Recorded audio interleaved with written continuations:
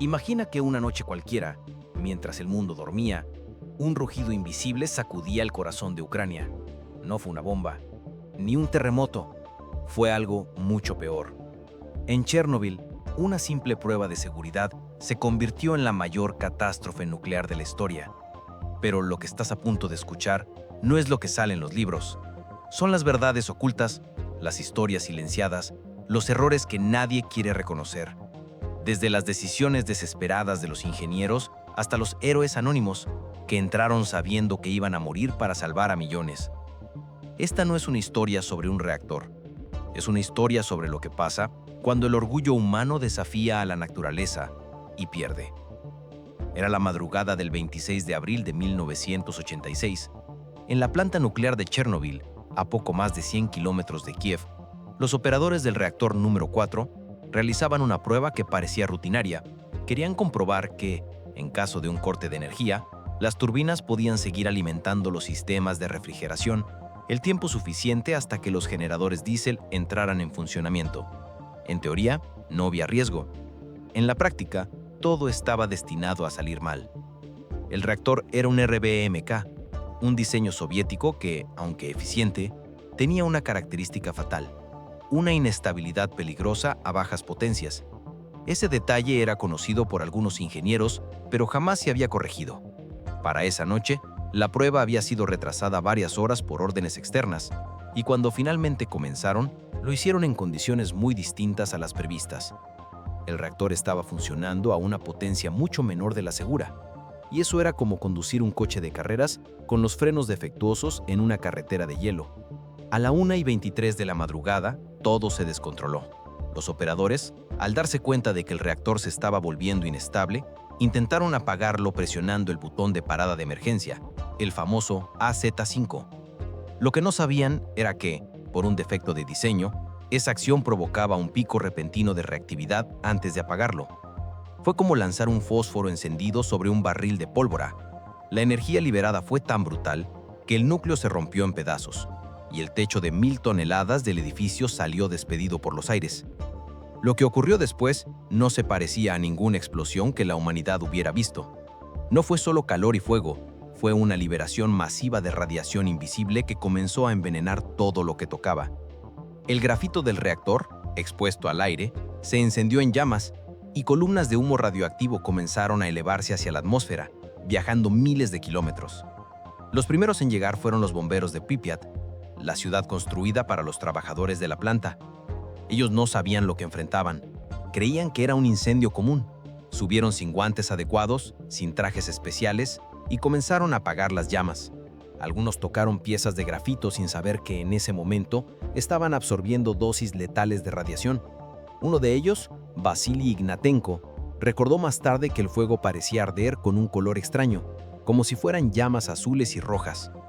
No era una ilusión, era el brillo de la radiación ionizante, algo que ningún ser humano debería ver tan de cerca.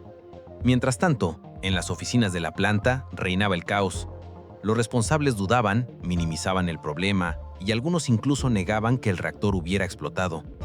La cultura soviética de la época no toleraba admitir errores, mucho menos en instalaciones nucleares.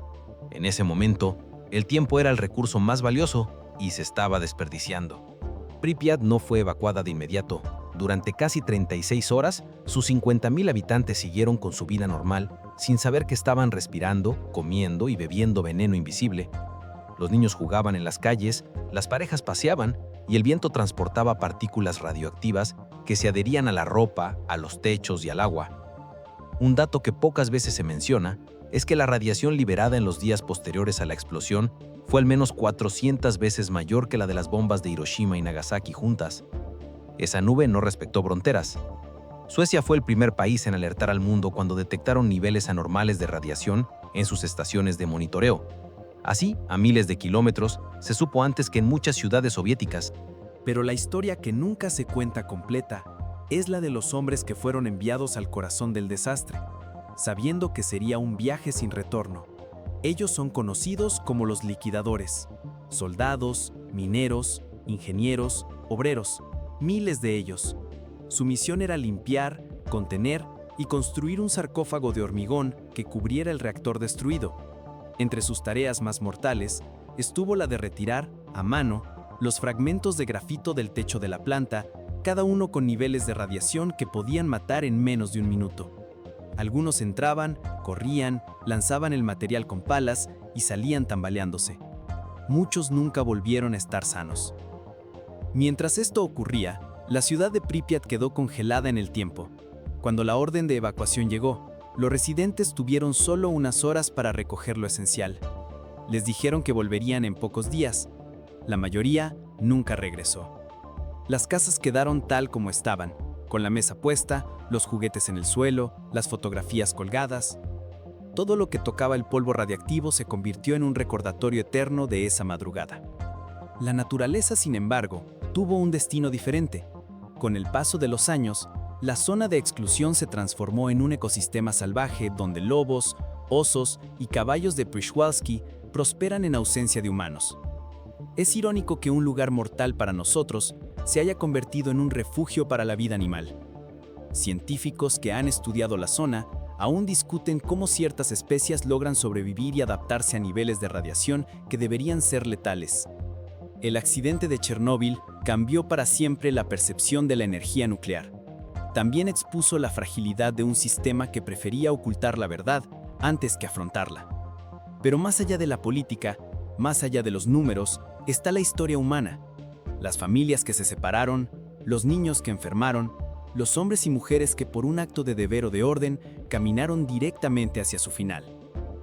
Hoy, décadas después, el reactor número 4 sigue bajo una gigantesca estructura metálica, diseñada para contener cualquier fuga.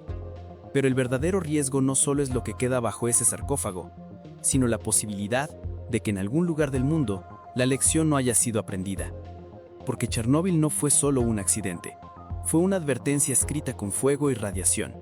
Un mensaje que aún nos llega con el viento y que pregunta, sin voz, si alguna vez dejaremos de creer que podemos dominar lo incontrolable. Porque Chernóbil no terminó en aquel 26 de abril de 1986. Sus consecuencias siguen vivas en el aire, en la tierra y, lo más inquietante, en la memoria de quienes estuvieron allí. La radiación no entiende de calendarios, no obedece al paso de los años. Continúa viajando, depositándose, alterando células y escribiendo en silencio una historia que aún se desarrolla. Lo que pasó esa madrugada no fue solo una explosión. Fue el inicio de un cambio irreversible que transformó la vida de millones de personas, incluso de aquellos que jamás pisaron Ucrania. Durante semanas después del accidente, la planta seguía siendo un monstruo abierto, liberando radioactividad en cada soplo de viento. Miles de personas trabajaron a contrarreloj para controlarlo, entre ellos un grupo que rara vez se menciona: los pilotos de helicópteros que sobrevolaron el reactor a muy baja altura para lanzar sacos de arena, plomo y boro, con el objetivo de sofocar el fuego y absorber la radiación. Cada vuelo era una sentencia, pues el nivel de exposición en la zona era tan alto que un solo trayecto podía significar recibir dosis de radiación muy superiores a lo seguro. Sin embargo, volvieron una y otra vez porque cada minuto contaba. El número exacto de víctimas de Chernóbil sigue siendo objeto de debate. Las cifras oficiales hablan de unas pocas decenas de muertes directas en los días inmediatos, principalmente entre bomberos, trabajadores de la planta y pilotos. Pero estudios independientes estiman que, con el paso de las décadas, la radiación pudo haber causado la muerte prematura de cientos de miles de personas debido a cánceres y otras enfermedades relacionadas. Este vacío de datos no es casual. En la Unión Soviética la información se filtraba y se controlaba para no mostrar debilidad ante el resto del mundo. En Pripyat, la ciudad más cercana, la evacuación se hizo en autobuses que llegaron en columnas interminables. Les dijeron que se trataba de una medida temporal, que regresarían pronto. La realidad fue que nunca más pudieron volver a vivir allí. Lo más impactante es que en ese momento las personas no entendían la magnitud de lo que pasaba. Algunos incluso cerraban las ventanas pensando que así estarían a salvo. Otros salieron a ver de cerca el brillo que emanaba del reactor, un resplandor que parecía mágico sin saber que estaban recibiendo dosis letales. La radiación, invisible y silenciosa, comenzó a viajar. Pasó por Bielorrusia, Polonia, Suecia y llegó hasta América del Norte. No había manera de detenerla. El viento y la lluvia se convirtieron en vehículos perfectos para transportarla a miles de kilómetros. Un dato que pocos conocen es que en algunas regiones de Europa, a miles de kilómetros del epicentro, se detectó un incremento temporal de malformaciones congénitas en los años posteriores, aunque los gobiernos nunca lo atribuyeron oficialmente al accidente. En los días siguientes, el gobierno soviético ordenó la construcción del primer sarcófago de hormigón para cubrir el reactor destruido. Fue una tarea titánica realizada en condiciones extremas. Muchos de los que trabajaron en esa estructura lo hicieron con equipos de protección inadecuados y por turnos muy cortos, ya que permanecer más de unos minutos en algunas zonas equivalía a una condena segura. Décadas más tarde, ese primer sarcófago comenzó a deteriorarse y fue necesario construir una nueva cubierta, mucho más grande y resistente, terminada en 2016. Mientras tanto, la zona de exclusión, con un radio de 30 kilómetros alrededor de la planta, quedó abandonada por el hombre. Allí la naturaleza reclamó su territorio. Lobos, linces, ciervos y aves rapaces prosperaron en un entorno sin cazadores humanos. Porque Chernóbil no terminó en aquel 26 de abril de 1986. Sus consecuencias siguen vivas en el aire, en la tierra y, lo más inquietante, en la memoria de quienes estuvieron allí. La radiación no entiende de calendarios, no obedece al paso de los años. Continúa viajando, depositándose, alterando células y escribiendo en silencio una historia que aún se desarrolla. Lo que pasó esa madrugada no fue solo una explosión. Fue el inicio de un cambio irreversible que transformó la vida de millones de personas, incluso de aquellos que jamás pisaron Ucrania. Uno de los episodios menos conocidos fue el trabajo de los buzos de Chernóbil. Cuando el reactor explotó, una gran cantidad de agua quedó acumulada en los sótanos de la planta. Si el núcleo fundido hubiera entrado en contacto con esa agua, habría provocado una explosión de vapor capaz de destruir los otros reactores y liberar una cantidad aún mayor de radiación. 3 hombres se ofrecieron voluntarios para sumergirse en completa oscuridad, en aguas radiactivas, para abrir las válvulas de drenaje. Cumplieron su misión y evitaron lo que pudo haber sido un desastre aún mayor. Los años posteriores al accidente estuvieron marcados por juicios, investigaciones y silencios. Varios ingenieros y directores de la planta fueron condenados a prisión, aunque muchos sostienen que fueron chivos expiatorios para ocultar fallos más profundos en el diseño del reactor y en el sistema de seguridad soviético. El accidente reveló no solo vulnerabilidades tecnológicas, sino también el costo de un sistema que priorizaba la imagen sobre la transparencia. Chernóbil también dejó un legado en la cultura popular. Inspiró documentales, películas, novelas y más recientemente series que intentan recrear lo ocurrido. Sin embargo, ninguna representación puede transmitir por completo el terror de ver cómo un enemigo invisible se filtra en cada rincón de tu vida. Hoy, el reactor número 4 está sellado bajo una estructura metálica colosal. Las visitas turísticas a la zona de exclusión se han convertido en una experiencia para quienes buscan comprender de cerca lo que ocurrió. Sin embargo, incluso allí, las reglas son estrictas. No tocar nada, no sentarse en el suelo, no comer al aire libre. Las partículas radiactivas siguen presentes, invisibles, pero peligrosas. La pregunta que queda flotando es, ¿si realmente aprendimos algo de Chernóbil? Décadas después, el mundo ha visto otros incidentes nucleares, como el de Fukushima en 2011, que demuestran que la energía nuclear, aunque poderosa, siempre implica un riesgo cuando se subestima la fuerza de la naturaleza o se confía demasiado en la infalibilidad humana.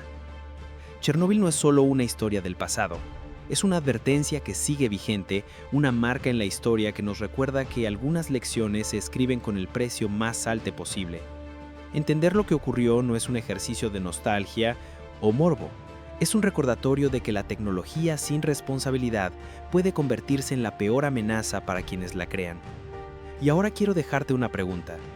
Si tú hubieras estado allí aquella noche y te hubieran pedido entrar a la zona más peligrosa para evitar un desastre mayor, sabiendo que probablemente no volverías a salir con vida, ¿lo habrías hecho? Quiero leer tu opinión en los comentarios, porque esta historia no solo habla de ciencia y política, habla de decisiones humanas, de valentía y de miedo. Si este viaje por la verdad oculta de Chernóbil te ha hecho reflexionar, te invito a suscribirte para seguir explorando más historias que, como esta, nos enseñan lo que nunca debemos olvidar. Tu apoyo es lo que mantiene vivas estas narraciones y permite que podamos seguir descubriendo juntos las páginas más profundas y a veces más oscuras de nuestra historia.